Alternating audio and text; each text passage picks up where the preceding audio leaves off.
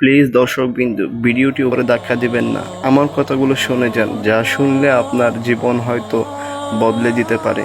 গতকাল রাতে আমার সাথে যা একটা ঘটনা হয়ে গেছে, এটা অনেক মর্মান্তিক ঘটনা। আমি এখনো পর্যন্ত বিশ্বাস করতে পারছি না যে আমার চক্ষু এখনো পর্যন্ত সুস্থ আছে, আলহামদুলিল্লাহ। গতকাল রাতে আমি যখন তাহাজ্জুদের নামাজ পড়ে মহান আল্লাহ পাক রব্বুল আলামিনের দরবারে দোয়া করেছিলাম যে আল্লাহ, আমার দ্বারা যত রকমের গুনাহ হয়েছে তুমি সব গুনাহগুলো মোচন করে দাও। এভাবে আমি আল্লাহ দরবারে দোয়া করেছিলাম। দোয়া করার পরে রাতে ঘুমানোর পরে এমন একটা ঘটনা হয়ে গেছে, যে ঘটনা অনেক মর্মান্তিক ঘটনা।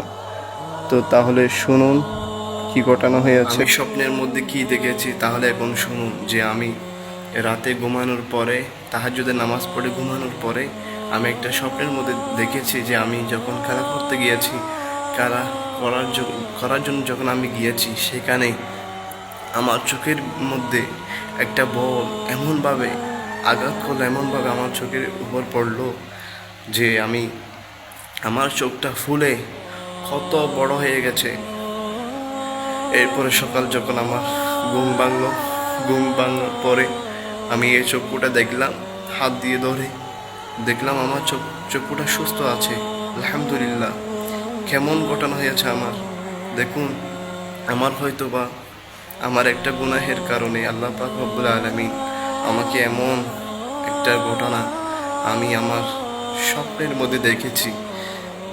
আল্লাহ পাক রব্বুল আলামিন সূরা নূরে 30 নং আয়াতে মহান আল্লাহ পাক রব্বুল আলামিন বলেন, হে মুমিন পুরুষগণ, তোমরা তোমাদের দৃষ্টিকে নত করো এবং লজ্জাস্থানকে হেফাজত করো। আর পরের আয়াতে সূরা নূরের 31 নং আয়াতে মহান আল্লাহ পাক রব্বুল আলামিন বলেন, হে নারীগণ, তোমরা তোমাদের দৃষ্টিকে হেফাজত করো এবং তোমাদের লজ্জাস্থানকে হেফাজত করো, এবং তোমরা জমিনের মধ্যে এমনভাবে পথচরণ করো না, যেভাবে পথচারণ করলে তোমাদের গোপন সাজসজ্জার প্রতি মনোযোগ আকৃষ্ট হয়, এমনভাবে চলাফেরা করো না।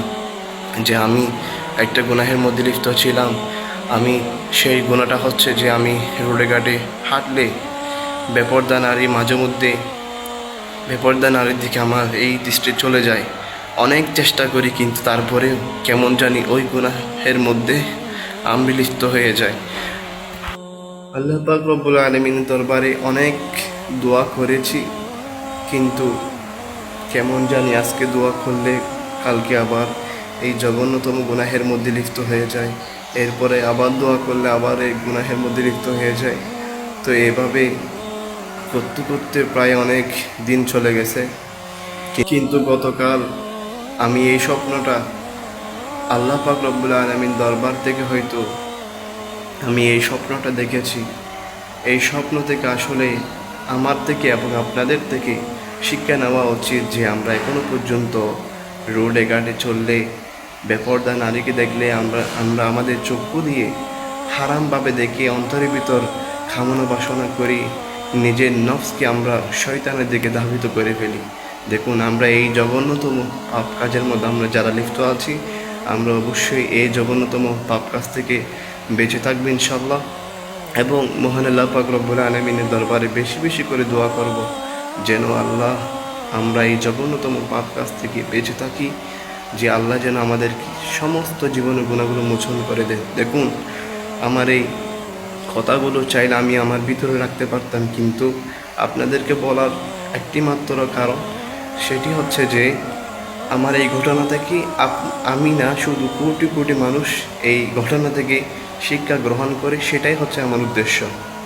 যে আপনিও হেদায়তের পথে আসবেন এবং আল্লাহ পাক রব্বুল আলামিনের দরবারে যেন দোয়া করবেন আপনি হেদায়তের উপর অটল থাকতে, যে আপনি গুনাহ থেকে বেঁচে থাকতে।